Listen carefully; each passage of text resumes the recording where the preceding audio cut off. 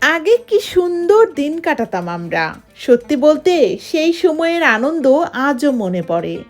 গ্রামের নওজোয়ান আমরা, হিন্দু হোক বা মুসলমান, সবার মধ্যে ছিল অদ্ভুত এক মিলন মেলা। আমরা মিলেমিশে বাউলা গান গাইতাম, মুর্শিদি গান আর জারি গানের সুরে মেতে উঠতাম।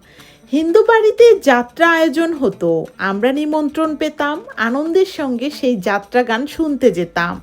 বাউল গান হোক আর জারি গান হোক, প্রতিটি সুর আমাদের মনে তুফানের মতো আনন্দ নিয়ে আসতো। সারি সারি গান গাইতে গাইতে আমরা নৌকা দৌড়াতাম।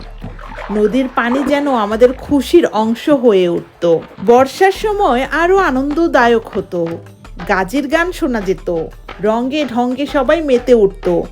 তখন কে হবে মেম্বার, কে বা হবে সরকার, এগুলো নিয়ে আমাদের কখনো মাথা ব্যথা ছিল না।